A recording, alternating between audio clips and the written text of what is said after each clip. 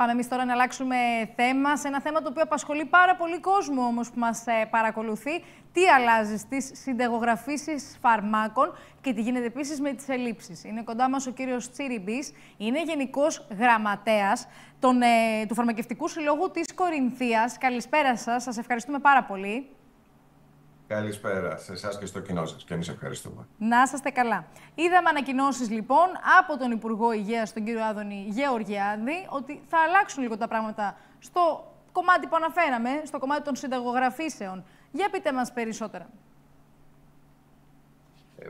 Ναι, μπορεί να ακούστηκε στις ειδήσεις τώρα επ' ευκαιρία με την υπόθεση της παραβατικής συμπεριφοράς κάποιων υγειονομικών. Με τον ΕΟΠΗ λέτε, το σκάνδαλο του ΕΟΠΗ, που και φαρμακοποιοί αλλά και γιατροί ήταν μέσα σε αυτό. Ακριβώς. Παρεπιπτόντως ελπίζουμε όλοι εμείς η τίμη υγειονομική να βρεθεί άκρη και να τιμωρηθούν οι υπεύθυνοι. Κλείνει η παρένθεση. Αυτή η υπόθεση λοιπόν σίγουρα έφερε στην επιφάνεια την ανάγκη να υπάρχει μεγαλύτερη διαφάνεια κατά την εκτέλεση μιας συνταγής. Από την γέννησή της στο γραφείο του ιατρού μέχρι και την εκτέλεσή της και την παράδοση των φαρμάκων στο φαρμακείο. Πάνω εκεί υπάρχουν από παλιά αρκετά σενάρια τα οποία παγώσανε μέσω της πανδημίας που δεν μπορούσαν να γίνουν πολλά πράγματα. Αλλά ακούμε και εμείς από το Υπουργείο ότι ξαναβγαίνουν, παίρνουν τη σειρά υλοποίησης. Ένα από αυτά είναι η ύπαρξη κωδικού, όπως αυτό που γίνεται με τις τραπεζικές συναλλαγές.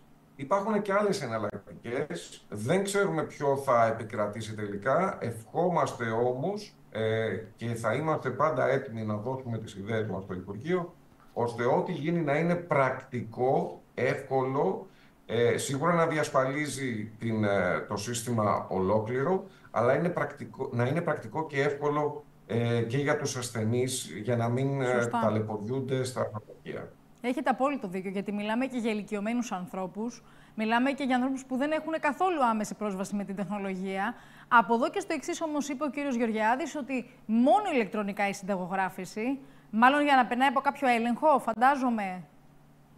Κοιτάξτε να δείτε, η αλήθεια είναι ότι όλοι όσοι πολίτες έχουν βρεθεί ήδη και έχουν βιώσει την άειλη συνταγογράφηση, βλέπουν τα πλεονεκτήματά της.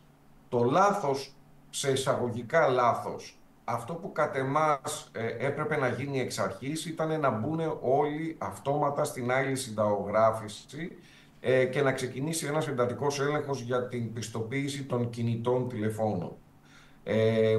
Ή τουλάχιστον να μπορεί να ενεργοποιηθεί αυτό χωρίς μια διαδικασία αρκετά περίπλοκη που ήθελε κωδικούς τάξης.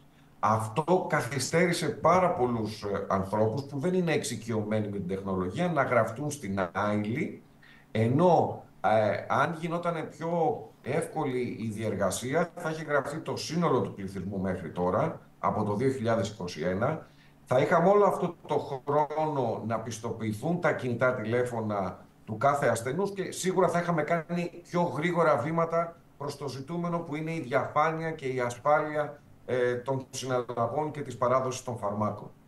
Θα έπρεπε δηλαδή να έχει γίνει μια μεθόδευση των πραγμάτων, μια προτεραιοποίηση, ώστε να μην έχουμε φτάσει σε αυτό το σημείο σήμερα και να ξαναμιλάμε για την άειλη συνταγογράφηση, από ό,τι καταλαβαίνω και όσα μας λέτε. Αυτό είναι το μέλλον. Ναι. Αυτό είναι το μέλλον. Η τεχνολογία μπορεί να κάνει τα πάντα, μπορεί να τα κάνει πάρα πολύ εύκολα, αρκεί να την εμπιστευτούμε, να της δώσουμε τον απαραίτητο χρόνο και τα κατάλληλα εργαλεία και τους πόρους που χρειάζεται για να μας φέρει το αποτέλεσμα. Εμείς οι φαρμακοποιοί είμαστε αρκετά εξοικειωμένοι με αυτά τα θέματα. Πιστεύουμε πως μπορούμε να βοηθήσουμε και τις δύο πλευρές, και το σύστημα πάνω από το Υπουργείο, τον ΕΟΠΗ, τους ασφαλιστικούς οργανισμούς, τους οποίους την υγεία, την οικονομική και την πραγματική νοιαζόμαστε και εμείς σαν πολίτες, αλλά και προς τα κάτω, προς τους πολίτες δηλαδή, και είμαστε έτοιμοι να ακολουθήσουμε όποια λύση επιτευχθεί, αρκεί, όπως είπα, να είναι εύκολη για τους πολίτες. Ακριβώς. Και πάμε να κλείσουμε με ένα ακόμα θέμα το οποίο απασχολεί, έχει να κάνει με τα φάρμακα, τις ελλείψεις. Αυτή τη στιγμή σε ποιο σημείο βρισκόμαστε, κύριε Τσιριμπή?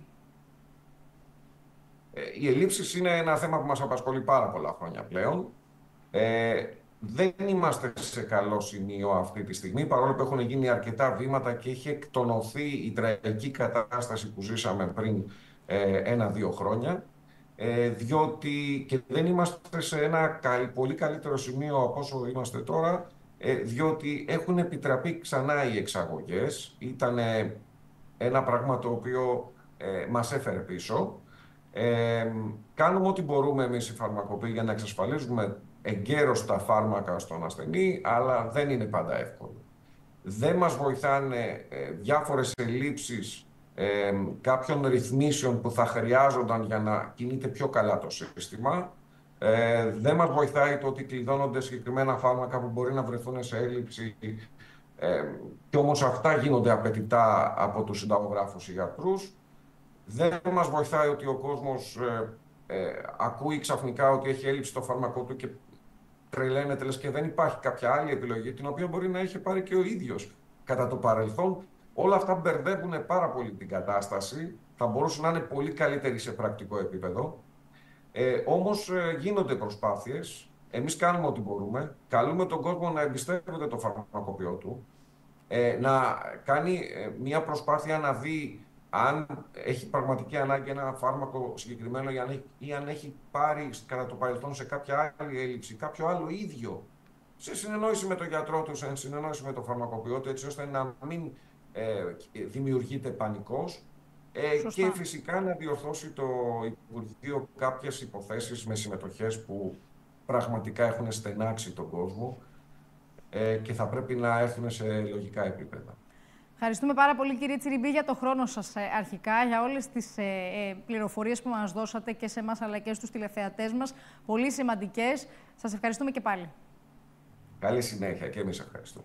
Λοιπόν,